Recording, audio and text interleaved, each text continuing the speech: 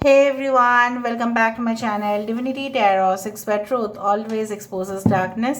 तो आज का जो टॉपिक है वो इस तरह से है कि आपके जीवन में आपके पर्सन जो है ऑफ कोर्स आपके बारे में क्या सोच रहे हैं, क्या महसूस कर रहे हैं, लगभग उनका जो नेक्स्ट एक्शन है, नेक्स्ट मूव है वो क्या होगा। हम साथ में यहाँ पे जो कार्ड्स है, जो पर्सनल मैसेजेस कार्ड्स है वो भी हम देखेंगे। Alright, so let's find out guys। Timeless है, कलेक्टिव है, for all zodiac science and it is a general prediction. Channel को लाइक शेयर सब्सक्राइब जरूर करें, इंस्टाग्राम में फॉलो करें @sudakshinam1369 and you can also subscribe my another channel. So let's get started. देख लेते हैं कि आपकी ज़िंदगी में आपके पर्सन जो है जिनके लिए आज आप इस रीडिंग को देख रहे हैं वो आपके लिए क्या महसूस कर रहे हैं। मैं हमेशा पहले आपको बता देती हूँ कि मैं क्लूज ज़रूर दूंगी कि ये रीडिंग आपसे रेजोनेट करेगा। Okay, so of course I will give you clues so that you can feel it.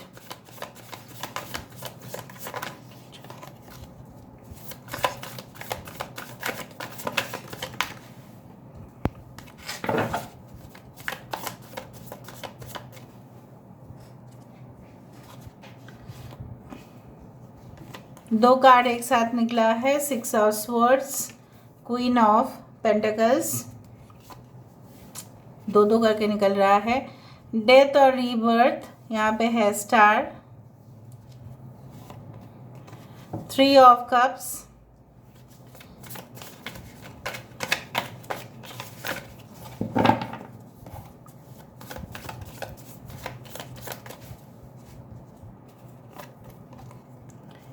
the tower।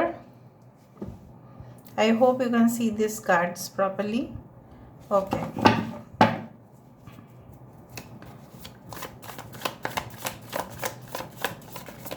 मैं तो वेरीफाई करूँगी, आप जानते ही हो विद द डिफरेंट डेक मैं वेरीफाई कर लूँगी।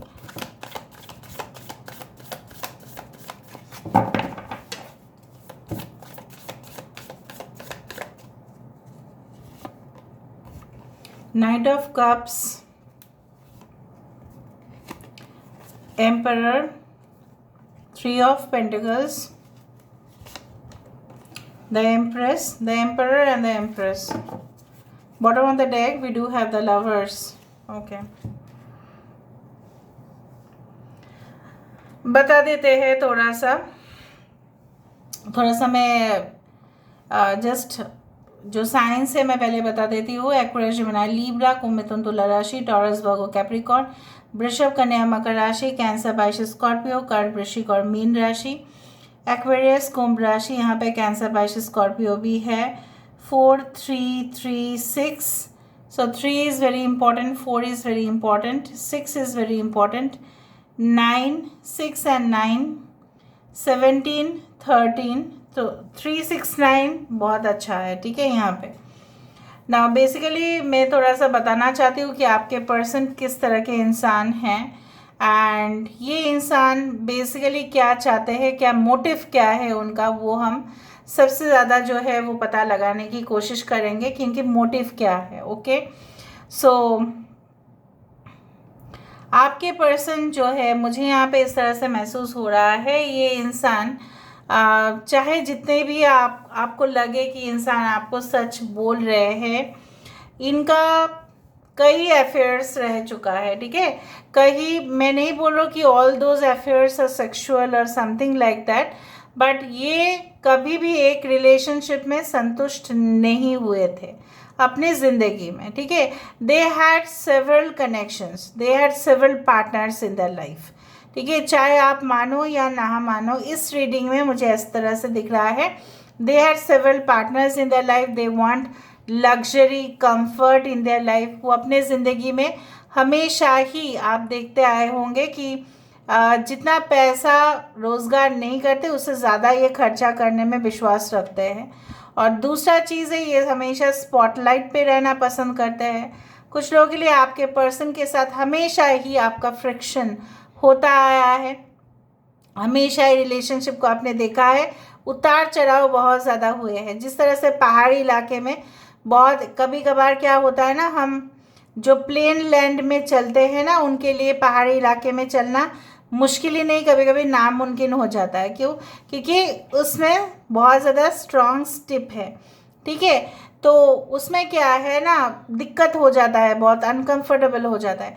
सो यहाँ पे मुझे दिख रहा है आप दोनों की मेंटालिटीज़ के कारण की वजह से आप दोनों ने ही काफ़ी ज़्यादा, ठीक है, इस रिलेशनशिप में बैलेंस नहीं लेके आ पाए, ठीक है। कुछ लोगों के लिए मैं यहाँ पे ये देख पा रही हूँ, you are a very good artist, right, you are very creative from inside. अंदर से आप काफ़ी क्रिएटिव है, काफ़ी ज़्यादा आप ऑफ कोर्स आप अपने काम में काफ़ी दिलचस्प लेते हैं, you are very attentive in your work.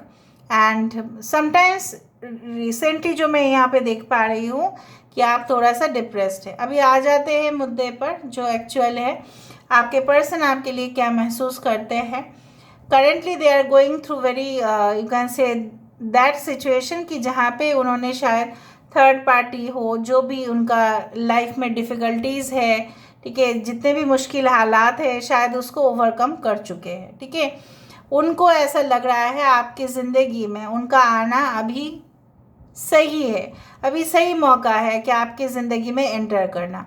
So they want to enter in your life by hook और बाय क्रुक। ये इंसान कभी भी इस रिश्ते को अगर स्वीकार नहीं कर रहे थे तो मुझे यहाँ पे दिख रहा है कि they are feeling that cosmic connection between you both. वो फील कर रहे हैं, वो महसूस कर रहे हैं, एंड ऑब्वियसली आपके साथ चाहते हैं, इस रिलेशनशिप को एक नाम देना चाहते हैं, और आपको ये कन्विंस करना चाहते हैं, देखो वो मेरा एक आदत था जो मैं बदल नहीं पाया, जो मैं चेंज नहीं कर पा रहा था, लेकिन अभी जो मैं हालात में हूँ वो मैं सही हूँ। I am not that person any more who was just like a Casanova, ठीक है। वो आपको यही कहना चाहते हैं, स्पेसिफिकली अगर ये मेल है तो डेफिनेटली ये कहना चाहते हैं आपसे कि ये आपकी खूबसूरती से, ऑफ कोर्स आपकी जो एनर्जी है काफ़ी ज़्यादा vibrating, of course it is like that, spontaneous energy है आपकी, और जो वो फील कर पाते हैं and they can not take their eyes off, ये आपसे अपने जो नज़र है वो हटा नहीं पाते। इतनी खूबसूरत है, आप अंदर से हो या बाहर से हो, so they can not okay do that. Actually you know what, they feel like you this pair is made in heaven. उनको ऐसा लगना शुरू हो चुका है, उनकी स्थिति ऐसी है, इनको लग रहा है this is a perfect match, ठीक है।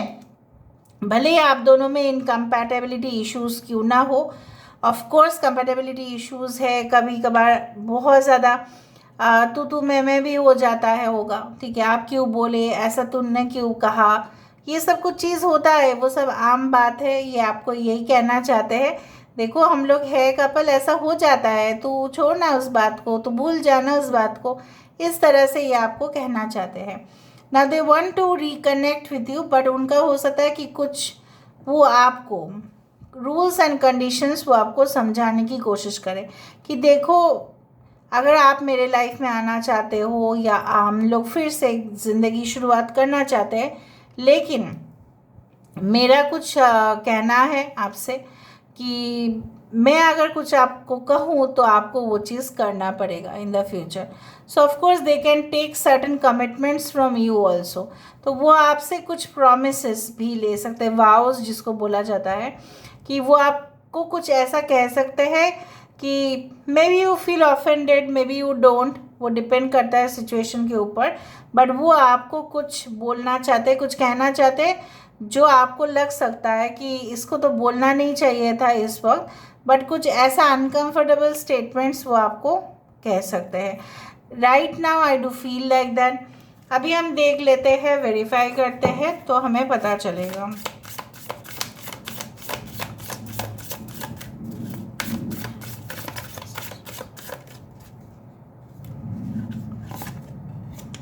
दो यहाँ से आ गया क्या, नहीं किया है, ठीक है।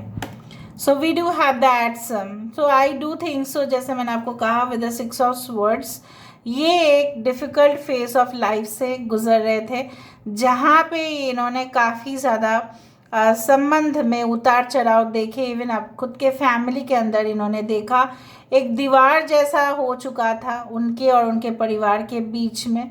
बट वो फासला जो मुझे यहाँ पे दिख रहा है, it was related to some kind of family conflict.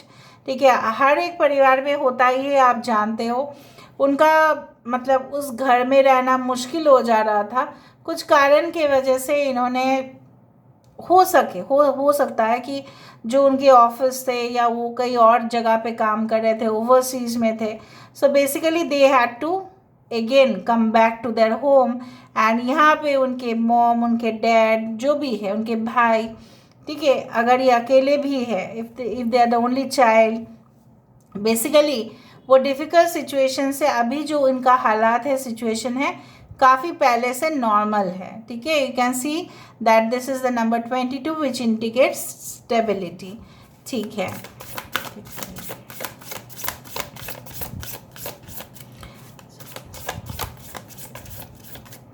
So queen of pentacles यहाँ पे क्यों है?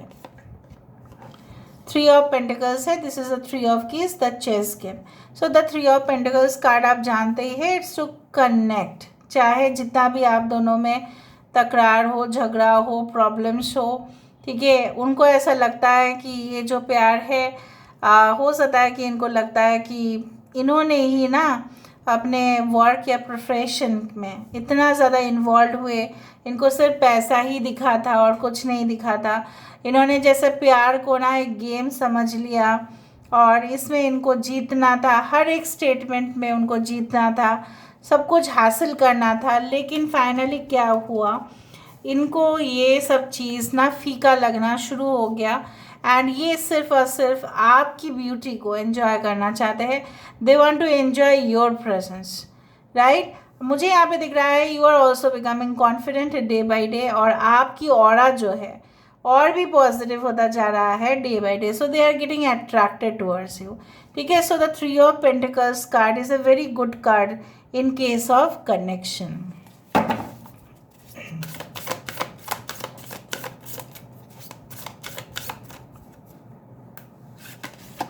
सो यहाँ पे डेथ और रिबर्थ क्यों है, यहाँ पे देख रहे हो 10। So again wheel of Fortune का कार्ड है यहाँ पे। मुझे दिख रहा है ये इंसान अपने आप को किस्मत वाले समझते हैं कि ये इंसान, मुझे दिख रहा है बहुत सालों का फ़र्क भी हो सकता है आपके साथ। और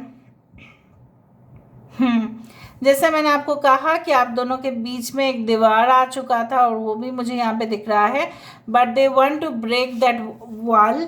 वो उस दीवार को तोड़ना चाहते हैं। और यहाँ पे जो है ये जो रीबर्थ सिचुएशन है इसको क्रिएट करना है। ऐसा भी 10 also indicates the end of the situation and beginning of a situation. लेकिन मुझे ऐसा लग रहा है जब आप लोग फिर से रियूनियन में आएंगे या फिर से आप लोगों की मुलाकात होगी जो ऑलरेडी नो कॉन्टैक्ट या ब्लॉक सिचुएशन पे है, तो हो सकता है कि थोड़ा सा आप दोनों का एज जो है पहले से ज़्यादा ही हो जाए। मुझे ऐसा लग रहा है थोड़ा सा ज़्यादा हो जाएगा, मतलब you will meet at a matured age, maybe you are already matured, ऐसे भी हो सकता है।